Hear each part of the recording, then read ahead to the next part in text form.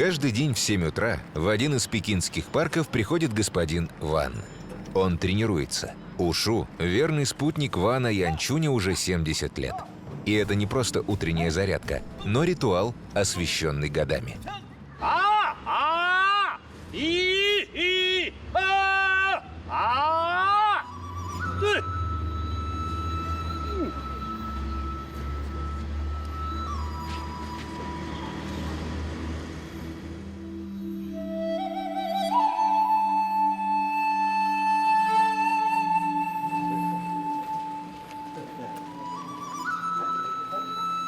В 8 ровно мастер открывает свой магазин. Небольшое помещение на первом этаже жилой многоэтажки выглядит как музей. Старинные головные уборы, причудливые накладные бороды, костюмы с гигантскими рукавами, расшитые золотом. Незаметный островок истории в море суперсовременного Пекина. Ван Янчунь – актер, реквизитор и бесспорно фанат пекинской оперы. Любовь к этому жанру в Китае буквально передается по наследству. Сын господина Вана работает в одном из крупнейших театров Пекина имени Мэя Ланьфана. Сегодня премьера – спектакль «Син Хань Ту». План по развитию царства Хань, как и большинство произведений пекинской оперы, основан на реальных событиях китайской истории. Но главное – постановка, грим, движения актеров – все это тоже из древности. Каждый спектакль – это мостик с великим прошлым Поднебесной.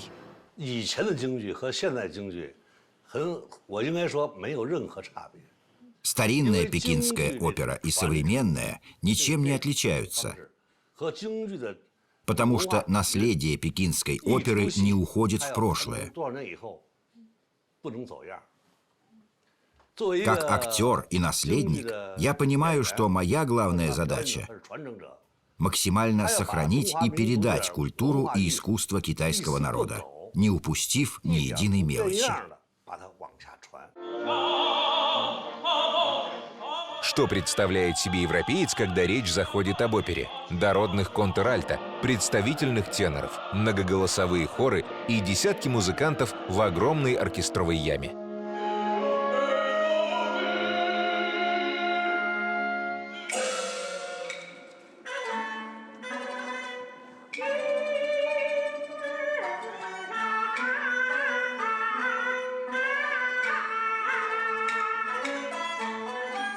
Но пекинская опера кардинально отличается от европейской.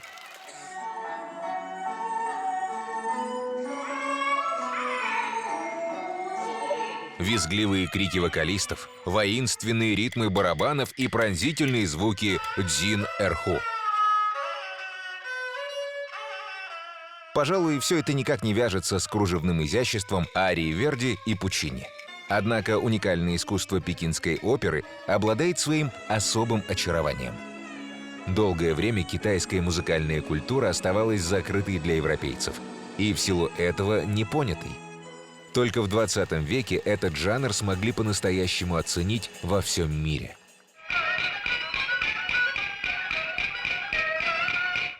Триумфальный марш пекинской оперы во многом начался благодаря одному из самых популярных китайских актеров Мэю Ланьфану.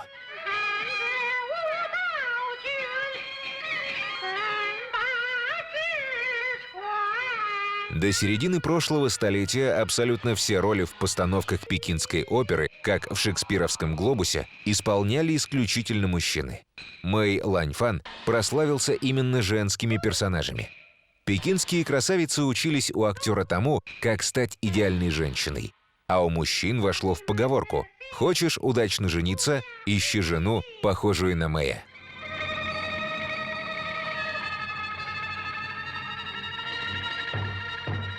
Мировые гастроли Мэя Ланьфана открыли пекинскую оперу всей планете.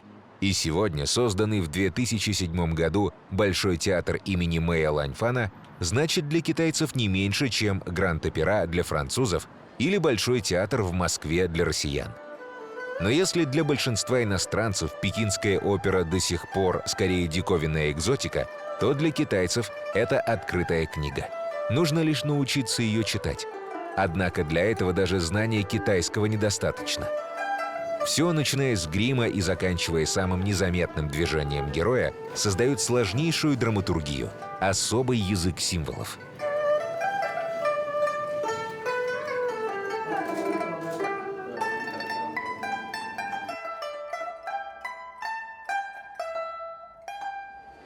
Пока зрители рассаживаются, актеры наносят грим, вариантов которого несколько тысяч.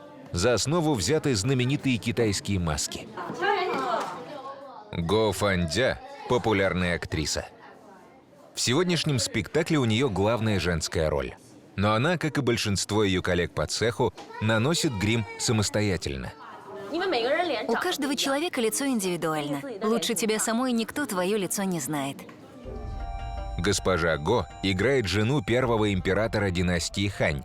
После смерти мужа ее героиня мечтает сама завладеть троном, отобрав его у сына императора от другого брака. Я играю своенравную и сильную женщину. Обычный белый цвет в гриме – признак отрицательного персонажа. В отличие от европейского театра, где характеры героев раскрываются в действии, в пекинской опере сразу понятно, что за персонаж на сцене. Каждый цвет, который актер наносит на лицо, имеет свое значение. Красный символизирует преданность и справедливость. Белый – коварство, черный – бескорыстие, синий – храбрость, а зеленый означает вспыльчивость. Важна каждая черточка, каждый штрих. Реквизит не менее красноречив и символичен, чем грим. Вся суть в мелочах. Образ героя, как пазл, складывается из различных элементов. Этот меч используется в спектаклях во время сцен баталий. Подобный узор на клинке означает, что меч принадлежит дворянину знатного рода. Чем больше слоев узора, тем выше место героя на социальной лестнице. Этот клинок будет использоваться в сегодняшнем спектакле. В основном производством всего реквизита занимается мой отец. Вот, к примеру, это орудие очень сложное. Здесь каждый миллиметр узора он вырезал вручную. Ван Хаофэй полюбил пекинскую оперу благодаря родителям, как в свое время его отец.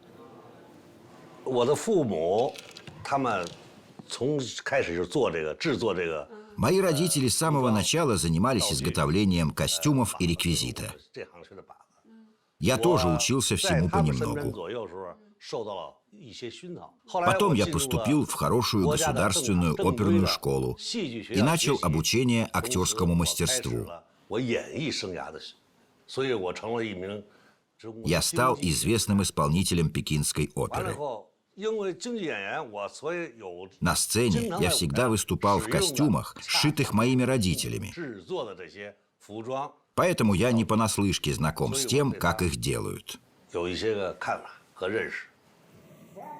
Сегодня искусство пекинской оперы остается таким же, как 2 века назад.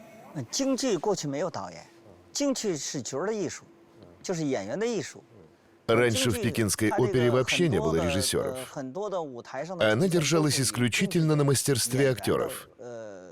То, что мы видим на сцене, это индивидуальные наработки и мастерство конкретного актера. Если в одной и той же пьесе поменять актерский состав, то получится совершенно другой результат. Это отличает пекинскую оперу от западного театра. Сегодня искусство пекинской оперы остается таким же, как 2 века назад. Джан Дяньго – известный актер, исполнитель сразу 2 главных ролей в спектакле «Син Ханьто».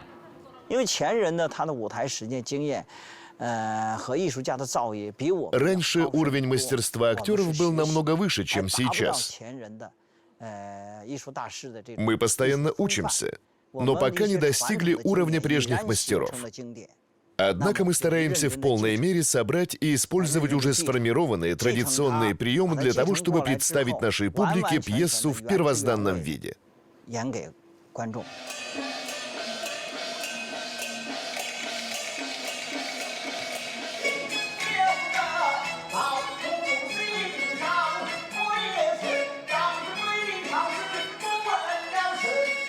На сцене все действия актеров подчинены определенной символике.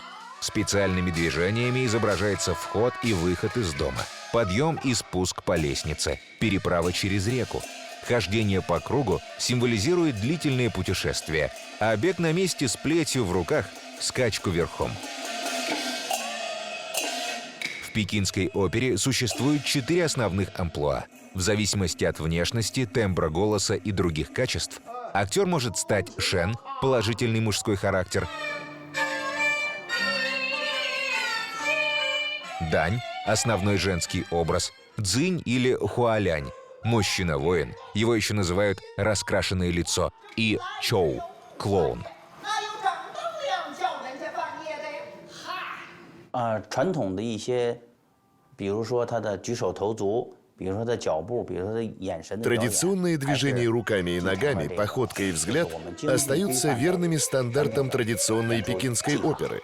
比如说， Например, мужские персонажи цзин показывают вот так. 武生是要这样指。到了我们 Актеры хуалянь показывают вот 可以 так. 这样指。旦角 Дань 女生 женские персонажи показывают вот так. 就是一个手 Даже 势 жест, говорящий об одном и том же, отличается у разных 不同的要 персонажей. 求。 Шутун в сегодняшнем спектакле играет роль князя Хуайнаня. Он типичный представитель амплуа хуалянь.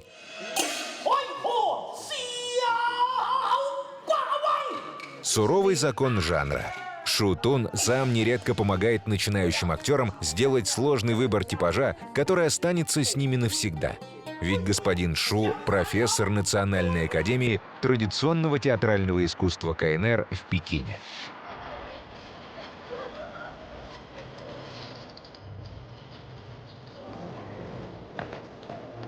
Пекинскую оперу часто называют рекой, а Академию – источником. Но войти в эту реку совсем непросто.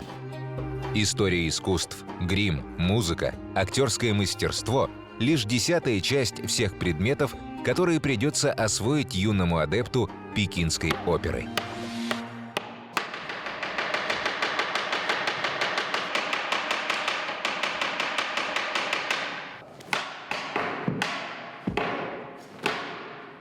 Национальная академия – небольшое по меркам КНР учебное заведение. Здесь всего 2000 студентов. Основной принцип мастерства – личный пример. Поэтому и учеников так мало.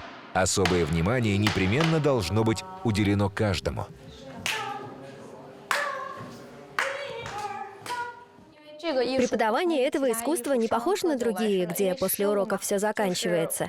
Наши отношения с преподавательницей, как у матери с детьми. Она присматривает за нами. Неважно, связано это с жизненными ситуациями или профессиональными. Она в любом случае всегда поможет. Наша преподавательница очень милая.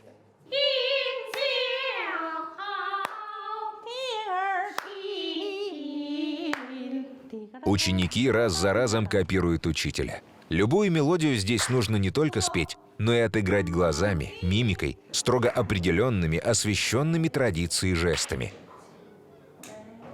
Учебный день в академии начинается в 7 утра и продолжается до глубокой ночи. Юноши и девушки получают одинаковую нагрузку – мужскую. Для актрис амплуа дань – это дань театральной традиции, когда сцена еще не знала женщин.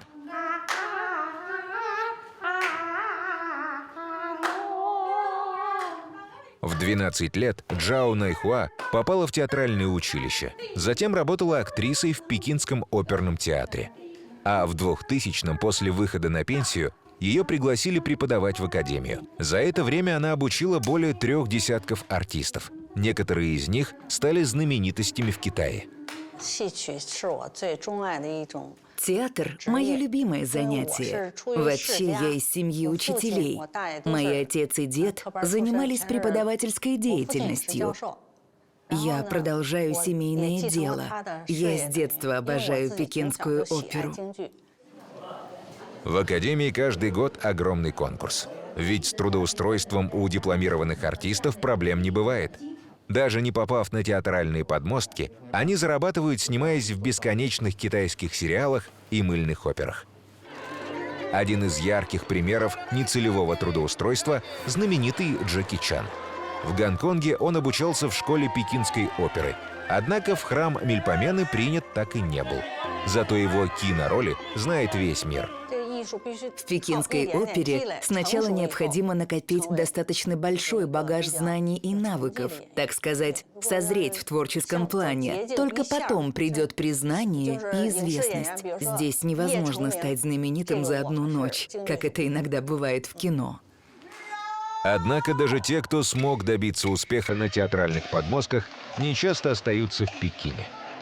Несмотря на свое название, Пекинская опера вовсе не исключительная принадлежность столицы Поднебесной. В Китае даже есть поговорка: если хочешь учиться опере, езжай в Пекин, но смотреть ее нужно в Тяньцзине.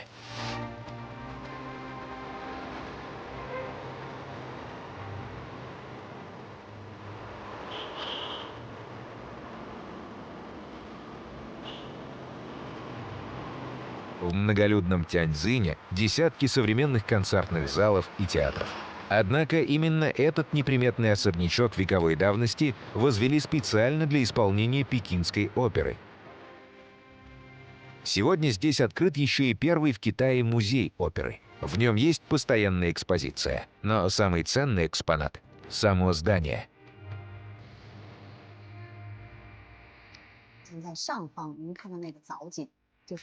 Наверху зала особый, выпукло вогнутый, блестящий кессонированный потолок. Благодаря слоистой структуре, как у большого конструктора, в нем одна деталь фиксируется на другой.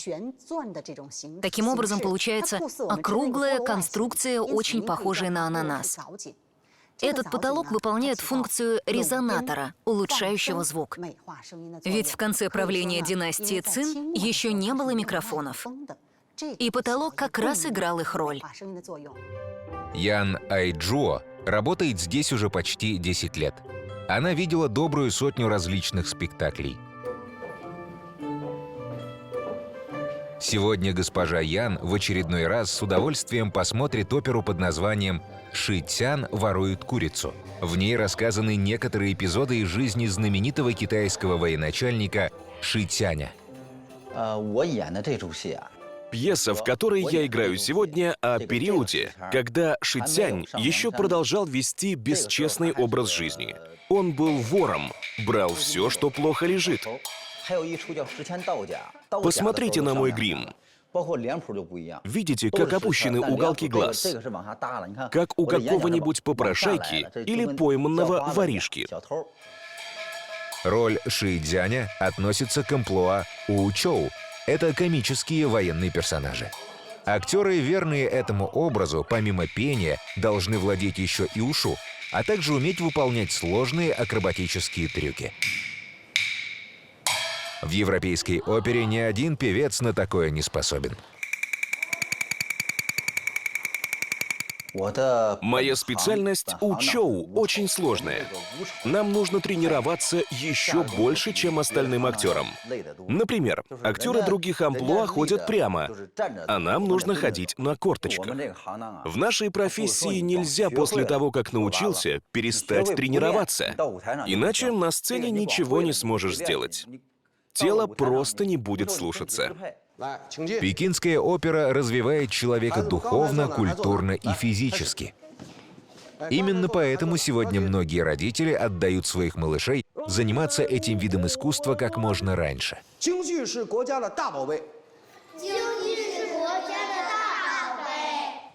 Детские сады с оперным уклоном пользуются в Тяньцзине бешеной популярностью. Вопреки расхожему мнению, что китайское воспитание основано на крайней суровости, здесь принято как можно больше поощрять малышей. Ты. Очень хорошо. Молодец. А теперь все вместе и громко. За последние несколько лет возросло влияние нашего детского сада не только в Тяньцзине, но и во всем Китае. Сейчас поступить к нам очень непросто. Желающих с каждым годом все больше. Но обучать всех невозможно. Очень сложно держать планку.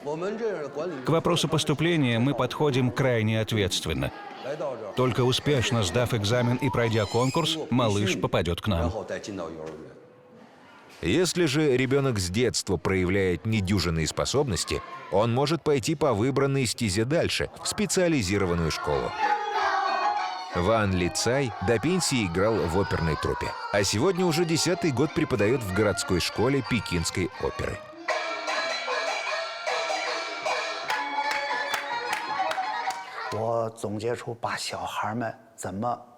Я занимаюсь тем, что вызываю у детей интерес, приглашаю их войти в мир Пекинской оперы, почувствовать и насладиться ей.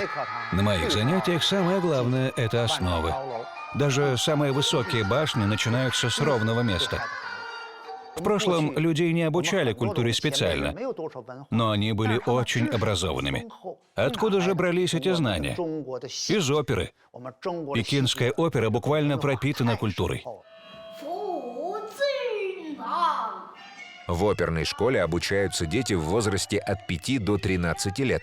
Именно здесь становится окончательно ясно, сможет ли ребенок в будущем выдержать жесточайшую конкуренцию и стать настоящим актером. Некоторым детям я говорю: ты учился и понял, насколько важна для тебя традиционная культура. Но твоих способностей недостаточно, чтобы стать профессиональным актером. Тогда я советую ученику, чем ему следует заняться.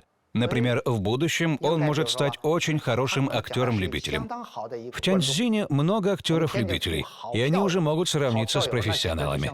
Многие родители моих учеников — высококлассные актеры-любители, но даже они не могут угнаться за нашими детьми.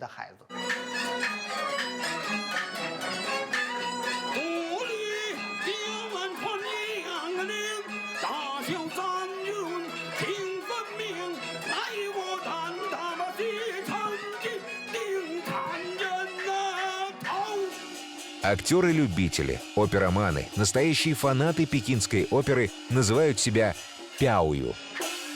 Пару раз в неделю, а иногда и чаще, в народном парке Тяньцзиня собираются десятки пяою, чтобы исполнить любимые сцены из опер.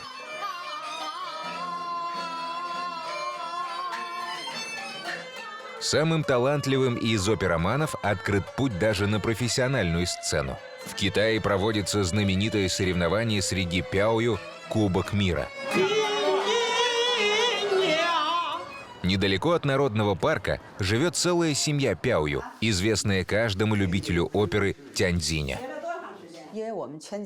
Вся наша семья — это актеры-любители. Никто не занимается оперой профессионально. Но мне кажется, любительский театр тоже очень важен. Без него оперы бы не было. Были бы только актеры, но не было бы зрителей, не было бы спроса на саму оперу.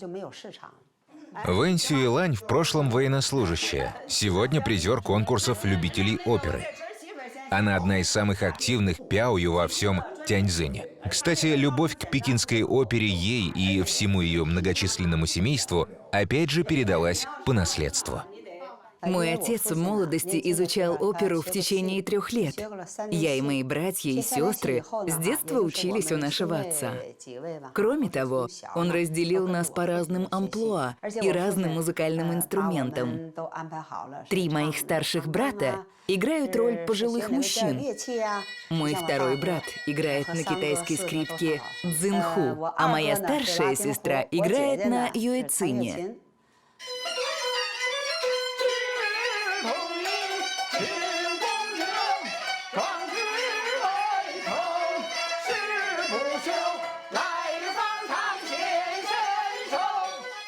Музыка в пекинской опере не столь разнообразна и значима, как в европейской. Существует ряд моделей, которые записаны иероглифами, и они подходят для большинства опер. Однако играть на китайских инструментах крайне сложно. Например, обучение на двуструнной скрипке занимает не менее 10 лет. И начинать лучше всего, конечно, как можно раньше. Семейство пяою уже сейчас растит себе музыкальную смену. Медленней, медленней. Вот, правильно поставил палец. Не меняй, не теряй позиции. Вытягивай в эту сторону. Не торопись. Я очень рад, что у тебя потихоньку получается. Посудите сами, нас так много, сестер и братьев. И на протяжении стольких лет мы ни разу не ссорились и не ругались. Все это благодаря Пекинской опере. Только из-за того, что мы все вместе стараемся, поем и играем, наши семьи гармоничны. А когда есть порядок в семьях, то и общество будет стабильным. Каноны Пекинской оперы восходят к конфуцианской идеологии, которая строго регламентировала поведение человека в обществе и в семье. Конфуцианство объединило политику, экономику и культуру страны. Именно эта основа китайского менталитета создала жесткие каноны Пекинской оперы и помогла ей пройти сквозь века в первозданном виде. Более того, она вызывает столь же бурные эмоции у зрителей, как и века назад.